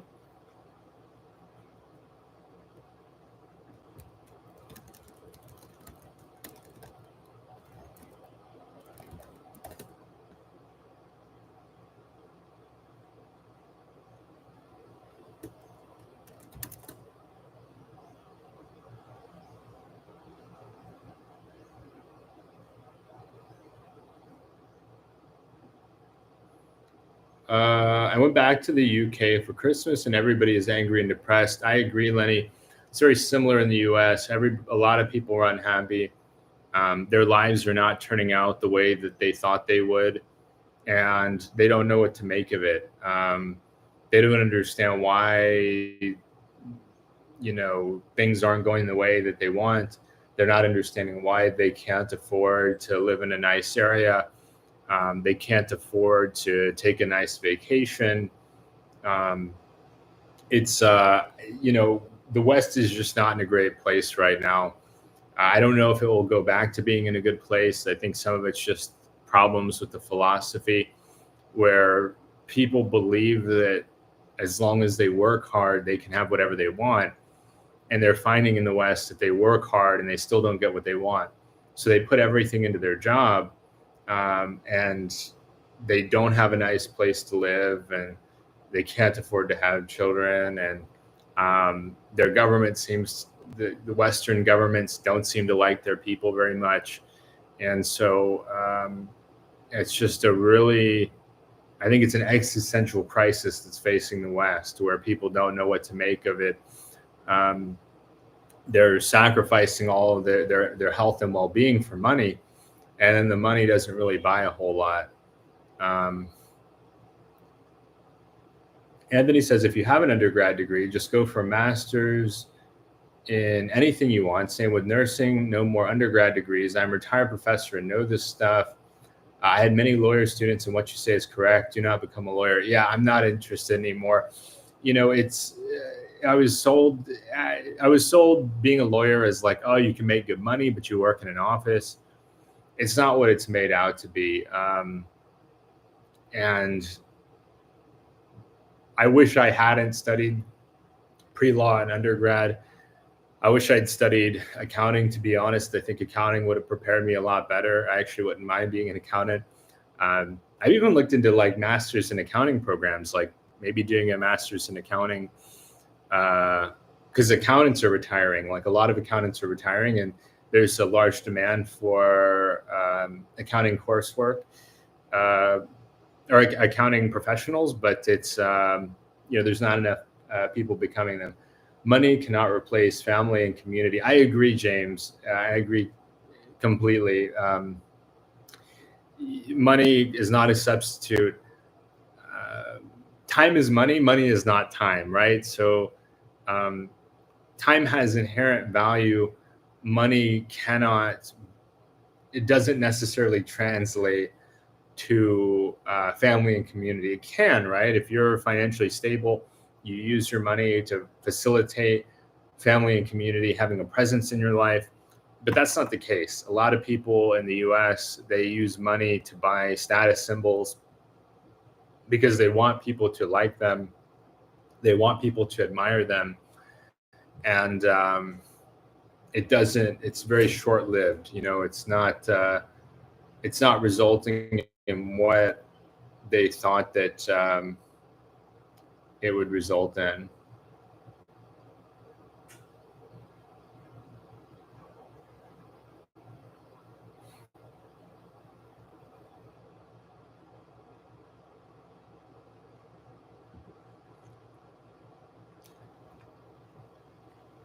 That's what I love about the Philippines, James, is that I walk around Dumaguete a lot, and I'm always running into people I know. I can't go out anymore without being recognized at least once.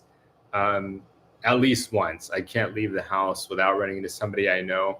And it's such a good feeling to stop and talk with somebody. Hey, how are you doing? What have you been up to lately? I wouldn't have that experience in America, especially not in Bay Area. I used to live in like San Francisco area. People are so busy. They do not have time to stop and talk. They are in such a rush that there's just the social climate is just not that good.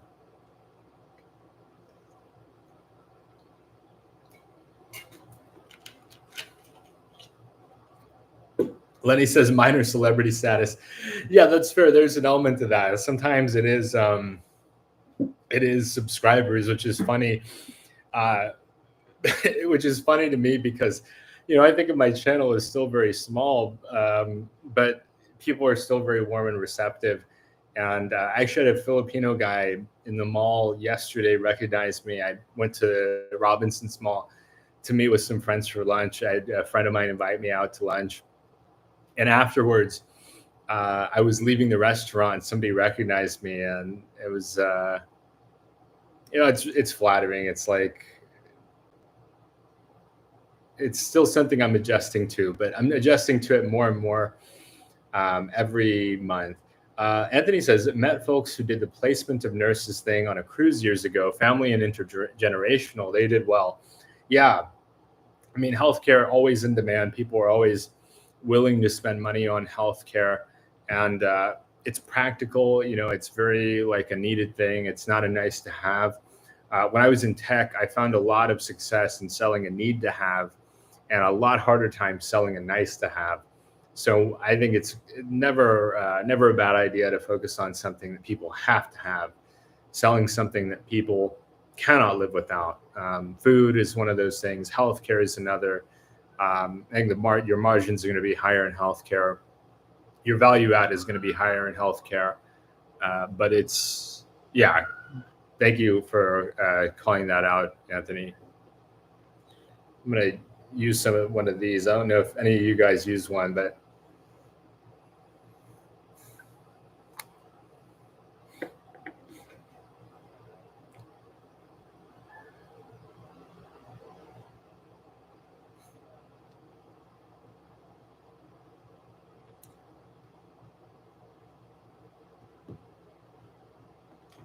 need to put this water away.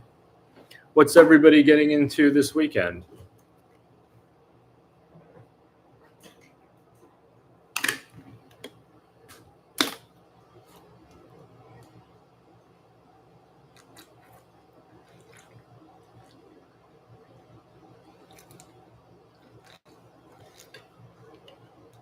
I think this afternoon I'm going to go do laundry since my schedule moved around a bit.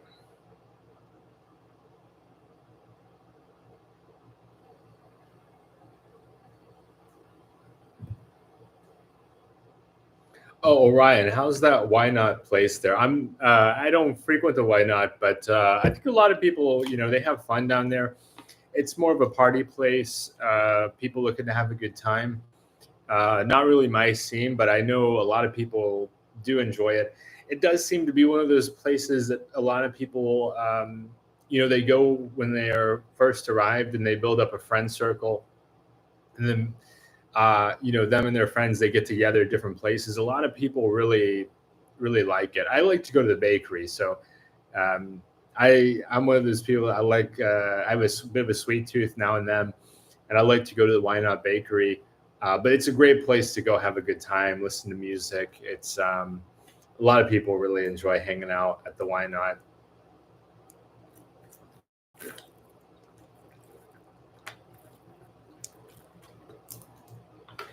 Let's see. Alan says, I truly believe in OJT for LPN license. I'm not familiar with OJT. James says we are going to Iloilo and Guimaras Island next week. Have fun in Iloilo and Guimaras. Both of them look wonderful. I've heard a lot of great things about Iloilo, and I've seen some photographs, some video of Guimaras. I think you're gonna have a great time, James. That sounds like a wonderful way to spend some time and enjoy. Doug says, cleaning the apartment today, moving tomorrow will be nice for the new atmosphere. Just bought a ticket back to Bogota for March, getting the last of my things. Looking forward to the visit. That sounds awesome, Doug. Yeah, Bogota's a cool city. I think you'll enjoy yourself. Be nice to do something a little bit different and, yeah, enjoy and relax.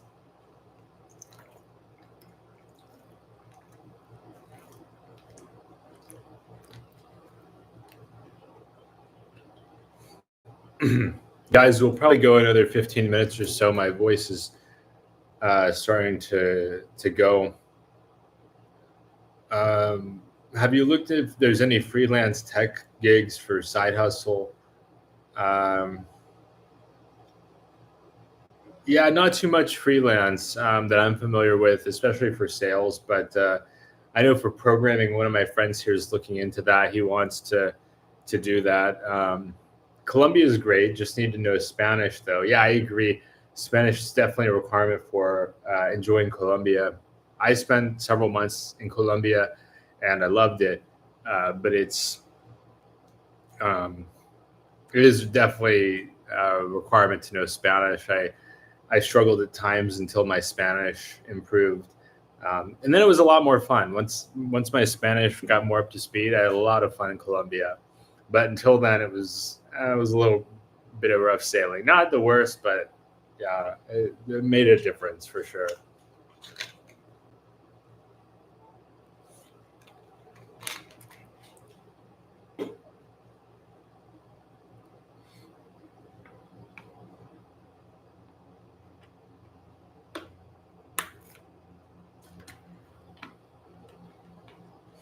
On the job training, I was a CNA for many years and tried very hard to get my nursing license, but had to work 40 hours at nights and school in days. Yeah, Alan, that's been a big reason why I want to do school here. Is I've had people back home, family in particular, tell me you can't afford not to work while you're in college, and it's like, yeah, but if my grades suffer and I don't get the license, what difference? I'm not going to go to college. Um, just for the sake of going to college. I'm going to college to get an education, to make money. And if I don't pass, it makes no difference. I could go to college for the rest of my life. If I don't get the result in a reasonable time frame, then it's not particularly useful. Like I'm not going to nursing school for fun. Like it's an investment, right? It's investment of my time and money. And I've tried working and going to school. It just doesn't work. I mean, that's like not practical for a lot of people, uh, and it's not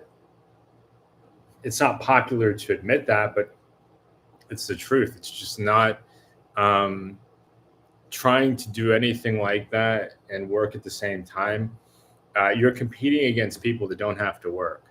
and go to school at the same time. And I learned that the hard way, and I don't want to repeat that mistake. I wasted a lot of time trying to do that, and got burnt out and didn't get the grades I wanted, and actually accrued a little bit of debt that I wouldn't have accrued if I just had the money to focus on it full time. So that's a great point, Alan. On the job training, super valuable. So my goal, if I did nursing school here, would be to not work, which I can't legally work in the Philippines anyway, but to not work and to focus on my education, finish in 2 years, and then go back and make good money. You know, put away a lot of money, and then come back over here when I'm ready to retire, and be set up for success in that way.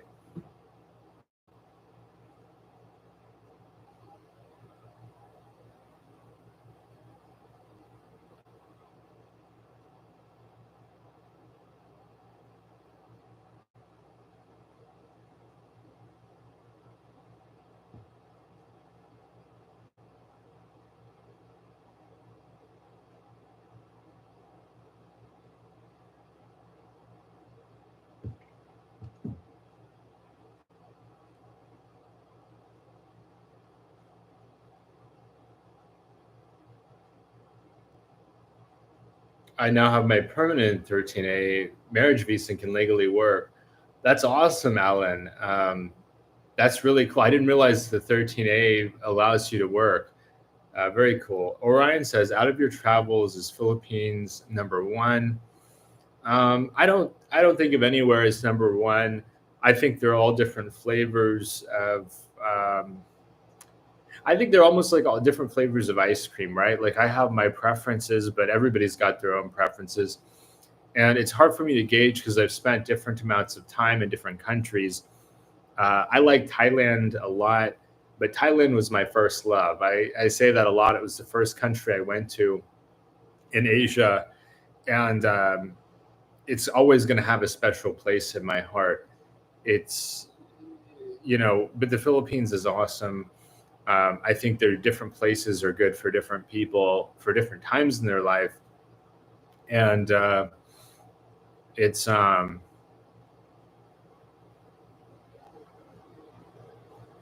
yeah, Philippines is fantastic. Like I said, English, nature, and with your current point in life, Philippines is number for my purpose. Yeah, like as far as studying nursing, Philippines is a great option.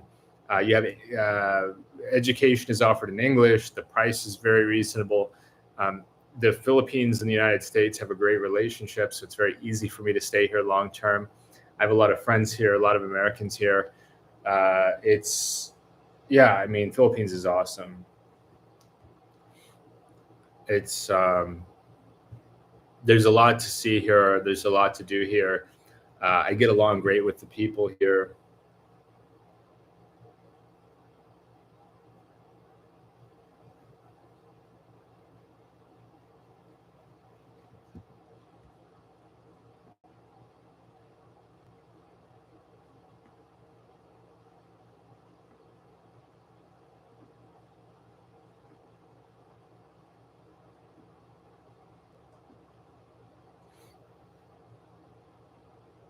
But yeah, guys, we'll probably wrap up in the next 10 minutes or so. If anybody has any last thoughts or questions to add, will you change visa from tourist visa when you're in school? Yeah, Doug. So I have to go to Manila to get the student visa. Well, I've had people tell me I have to go to Manila to get the student visa. This school may be able to help arrange it, though. I suspect if I were to be admitted, the school would probably be able to help with arranging it, but I'm not for certain on that. If I did get admitted, then I would go to Manila if needed. Hey, Mr. Dave, good to see you. I hope you're enjoying Pattaya.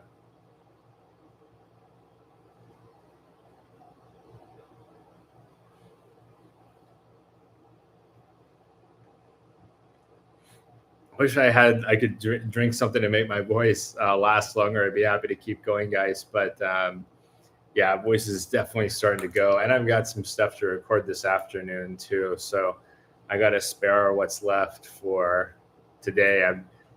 I need to record some stuff for sponsorship from Christian Filipina. So I will be endorsing Christian Filipina is as the only dating service that I endorse. Yeah. Yeah. Mr. Dave's photo is Don Vito's mugshot. Growing the beard back. Good question, Doug. I'll probably get it shaved again next time I get a haircut. I'll probably get a haircut toward the end of this month, and I'll get it shaved again when I go do that.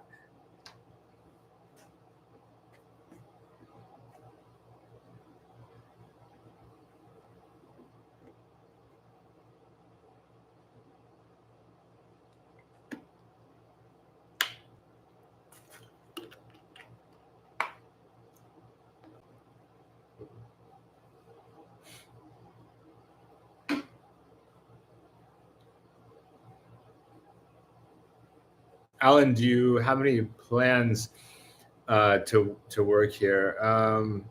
Soundboard prank calling. That's funny. I remember those days. There's so many funny prankers out there.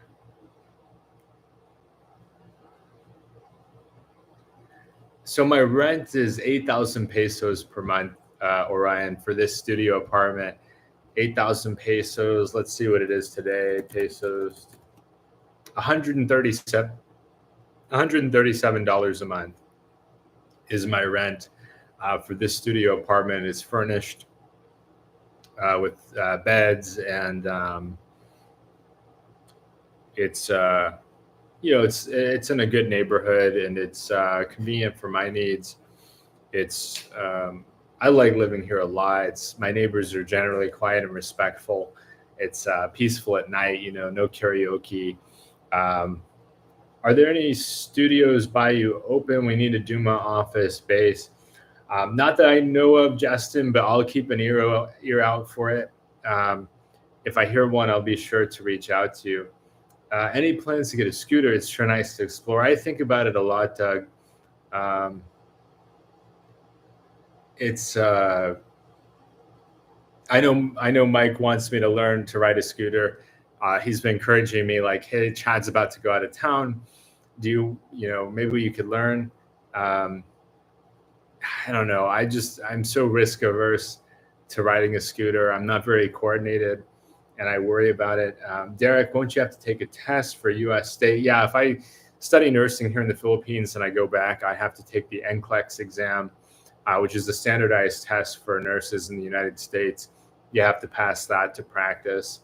Mr. Dave, I'm trying to become a live streamer, and my name will be Handsome Man. If you go slow, then the scooter is pretty safe. Got it. Do you ride a scooter, Mr. Dave?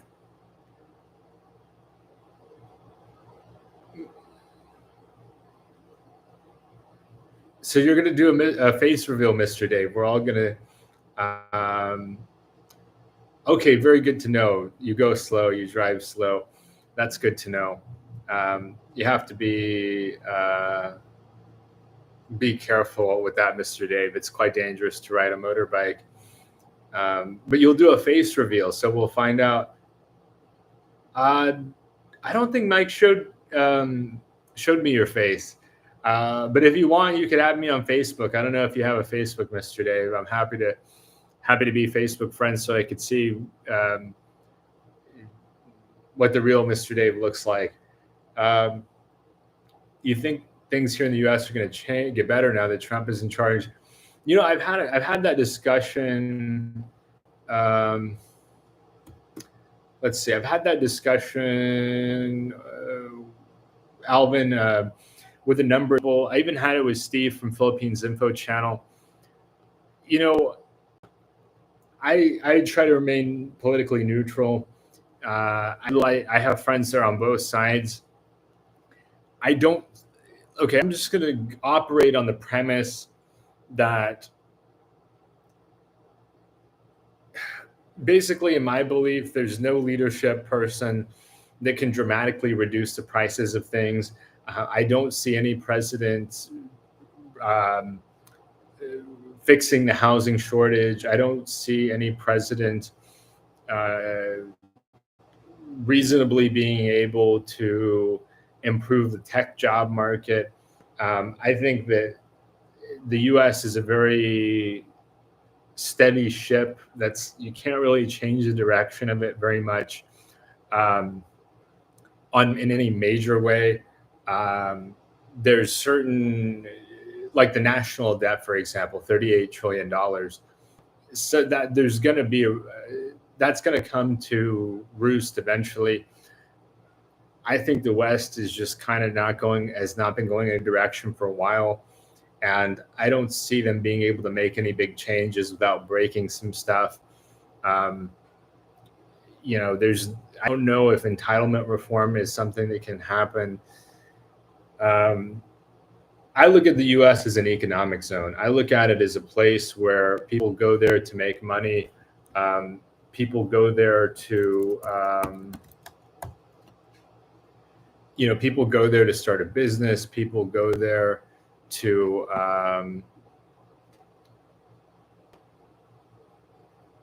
let's see, people go there for opportunities. Feel free to send me a friend request, Mr. Dave. I don't know if I've added you or not. My friends list has grown so much, but feel free to do that. But yeah, I don't count on any president to make a major difference. I know some people would disagree with that, but like I said, I don't endorse. I tend to avoid talking about it directly because I've got friends on both sides, and I'll put it this way because I talked to Steve about this, and I asked him, do you think that's going to make a meaningful difference as far as people becoming expats? He said, no, I think that people become expats for a lot of different reasons. And a lot of people, exactly. Prices really go down, Doug. We could slow inflation, but as long as there's a multi-trillion per year deficit, inflation is not going to stop. Exactly. As long as you have a major deficit, that's the only noticeable consequence, or the major noticeable consequence for the average American is prices are going to keep going up because deflation would break things a lot more than inflation would. Like inflation, you kick the can down the road. Deflation, you're talking about like a currency crisis. You're talking about basically like something resembling the Japanese economy, where things are super stagnant. And I don't think a car is in budget, Mr. Dave. I'd love to have a car here, but it's not just the car itself. It's like all the things that go with car ownership, like oil changes and tires. And my buddy he has a car, and he just spent like $1,500 to replace something on it that was broken, and it's only like a 5 or 6 year old car. So car ownership, not something I want to do here, Mr. Dave. Hey, Kyle, good to see you. But guys, we're at the top of the second hour here. I'm going to go ahead and wind down here. Thank you, everyone, so much for joining today. It's been a great stream and great to connect with everybody. If you can, please give us a thumbs up. It helps with the YouTube algorithm. If you're watching this on replay, comment down below. Let us know what you thought about the live stream.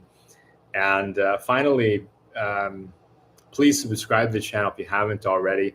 I'll answer the last couple of ones. Mr. Dave, if you can check my check my homepage of my YouTube channel. It's got my name on there, and you can send me a message. I'll confirm that. Doug says, as I'm getting older, I'm thinking about a tuk-tuk. I've seen some for sale, and I want to go get one, Doug. They look like a lot of fun. I didn't get one for like 3,000 or 4,000 US.